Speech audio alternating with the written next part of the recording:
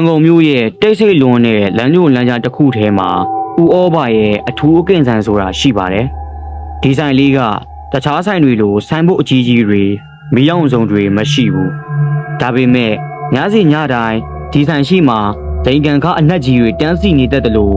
မြို့တွေကနမဲကြီးတထေးတွေအစားအသောက်ဝေဖန်ရေးသမားတွေက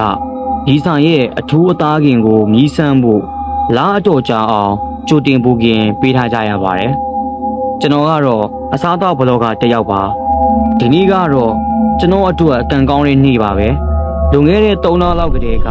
တကူးတကားမှားထားရတဲ့ဦးဩဘာရဲ့အထူးအကင်ကိုစားခွင့်ရမယ်ညပေါ့။ည9:00နာရီမိုးပပွဲလေးကျနေတဲ့လမ်းကြားထဲမှာမီးသွေးနဲ့တင်းတင်းနဲ့အတူဆွဲဆောင်မှုရှိလွန်တဲ့အသားကင်နက်လေးတစ်ခုကလေထဲမှာဝဲပြန့်နေတယ်။ဆိုင်ထဲကိုလှမ်းဝင်လိုက်တာနဲ့ရှေးဟောင်းပရိဘောဂတွေဝါချင်းမီးလင်းရောင်တွေကစိတ်ကိုတမျိုးလေးထူးခြားနေသေးတယ်။ဦးဩဘာဆိုတဲ့လူကအသက်60ကျော်လောက်အမြဲတမ်းပြုံးနေတတ်တဲ့လူကြီးတစ်ယောက်ပါ။သူကအသားကင်တဲ့နေရာမှာတယောက်တည်းပဲကင်တွယ်တယ်။သူ့ရဲ့လက်တွေကအင်မတန်မှကျွမ်းကျင်လွန်တယ်။အသားတုံးတွေကိုမီးသွေးခဲပေါ်တင်လိုက်တဲ့အခါထွက်လာတဲ့တရှဲရှဲမီတန်ဟာဂီတတန်စင်တစ်ခုလိုပါပဲ။ကဲမောင်ရင်ဒါကဒီညအတွက်အထူးဆုံးအစိတ်အပိုင်းပဲမြည်ကြည့်လိုက်ပါဦး။ဦးဩဘာကအတီရောင်ကျွေပကံပြားလေးထဲမှာညီညိုရောင်တန်းနေတဲ့အသားခင်3လုံးကိုထည့်ပေးလာတယ်။အသားကတခြားအကင်တွေလိုကြမ်းတမ်းမနေပဲအစီနဲ့အသားညှာတာနေတာမြုံနေတင်သိတာတယ်။ကျွန်တော်ပထမဆုံးအသားသရုံးကိုခရင်နဲ့ထိုးလိုက်တယ်။အသားကနူးညံ့နုံလို့အားသေးစရာတော့မလိုဘူး။ပါဇက်တွေထဲလိုက်တဲ့အချိန်မှာတော့အိုးဒါဟာကျွန်တော်ဘဝမှာတစ်ခါမှမကြုံဘူးတဲ့အရာသာပဲ။အသားရဲ့ခြုံမြင်မှုကရှာပေါ်မှာအရေးပျော်သွားတယ်။ဝတ်သားလို့လည်းမအီဘူးအမဲသားလို့လည်းမညှိဘူး။ထူးခြားတဲ့အနက်တစ်မျိုးကနှာခေါင်းထဲအထိစိတ်ဝင်သွားတယ်။ကျွန်တော်မျက်မှန်ကိုချွတ်ပြီးမျက်စိမိတ်ကအရာသာခံနေမိတယ်။ဘလို့လဲကောင်းရဲ့လားဦးဩဘာကဘေးကနေပြုံကြီးမေးတယ်။အော်ဘူးကောင်းလေတာဦးလေးရာဒီအသားကဘာအသားလဲဘေးကရတာလဲကျွန်တော်တခါမှဒီလိုအရာသာမျိုးမစားဘူးဦးဩဘာကရည်တယ်။ဒါကအထူးမှယူထားတဲ့အသားလေသူတို့တွေကအသက်ရှင်တုံးမှာအကောင်းဆုံးတွေစားတောက်ပြီးပျော်ပျော်ရွှင်ရွှင်နေထိုင်ခဲ့ကြတဲ့သူတွေစီကရတဲ့အသားပေါ့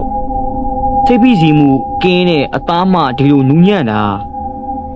သူ့စကားကနည်းနည်းတော့ထူးဆန်းနေပေမဲ့ကျွန်တော်ဂရုမစိုင်းနိုင်တော့ဒုတိယတုံးတတိယတုံးကိုအငမ်းမရစားပစ်လိုက်တယ်အသားငယ်ထဲမှာပါတဲ့စောစရဲ့အရာသာကလည်းခက်ငန့်ငန့်ခက်ဆက်ဆက်နဲ့သွေးနှမ်းလိုလိုတန်တန်းနှံ့လေးတစ်မျိုးကပို့ပြီးဆွဲမစရာကောင်းနေတယ်နောက်ဆုံးအသားတုံးကိုဝါနေတော့မှတွားထဲမှာမာကြောတဲ့အရာတစ်ခုကိုကန့်မိသွားတယ်အယိုးများလားလို့ထင်ရပေမဲ့ခံစားချက်ကတစ်မျိုးပဲကျွန်တော်အသားလေးပြန်ထုတ်ကြည့်လိုက်တော့ဒါဟာအယိုးမဟုတ်ဘူး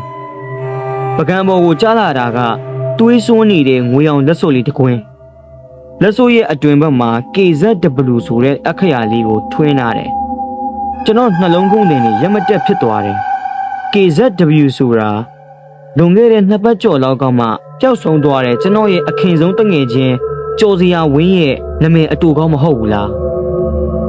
သူမပြောက်သွားခင်ကဒီဆိုင်ကိုအရင်ဆုံးလက်စားမယ်ဆိုပြီးကြွားသွားခဲ့သေးတာကျွန်တော်တုံလို့စွာနဲ့ပကံလေးကကြံနေတဲ့အသားဘက်တွေကိုတေချာကြည့်မိတော့မှအသားရဲ့အနားတက်လေးမှာထူးခြားတဲ့ပုံစံတစ်ခုကိုတွေ့လိုက်ရတယ်ဒါကတခြားမဟုတ်ဘူးကျော်စရာဝင်းရဲ့ပခုံးပေါ်မှာရှိခဲ့တဲ့ငကားပုံတက်တူရဲ့အစိတ်ပိုင်းတစ်ခုပဲကျွန်တော်လေချောင်းလေးကနေပြုတ်တက်လာပြီးအသက်ရှူရခတ်လာတယ်ဦးဩဘာကိုကြည့်လိုက်တော့သူကအသားကင်နဲ့ဓာအရှိကြီးကိုအဝတ်ပြူနဲ့အေးအေးဆေးဆေးတုပ်နေရင်ကျွန်တော်ကိုစူးစိုက်ကြည့်နေတယ်ဦးလေးဒါကဦးဩဘာကပြုံးရင်တလန်းချင်းတိုးလာတယ်သူ့ရဲ့မျက်လုံးတွေကဝါချင်းမီးရောင်အောက်မှာကြောက်စရာကောင်းအောင်တောက်ပနေတယ်မောင်ရင်လည်းရတာတွေ့တယ်မဟုတ်လားကျော်စီရကပြောခဲ့တာပဲသူတငယ်ချင်းကလည်းအစားအသောက်အရသာခံနိုင်တဲ့သူမို့တနည်းကျရင်ကျွေးလိုက်ပါဦးတဲ့မင်းခုနကစားလိုက်တဲ့အစီဘက်လေးတွေကသူ့ရဲ့ဖိုက်တာလေးတွေလေဘလို့လဲ အရန်ချို့တယ်မဟုတ်လား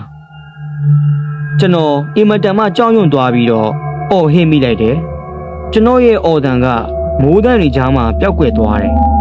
ဆိုင်တကားကအလိုလိုချက်ထူပိတ်သွားတဲ့ကိုပဲနောက်ဆုံးကြားလိုက်ရပါတော့တယ်ကျွန်တော်ဒီဇက်လန်ကိုဒီမှာပဲရပ်လိုက်ပေးရစီနောက်ထပ်9မိနစ်နေရင်ဦးဩဘရဲ့အထူးကင်ဆိုင်မှာမနက်ဖြန်အတွက်အသားအသစ်တွေရောက်လာတော့မှမို့လို့ပါ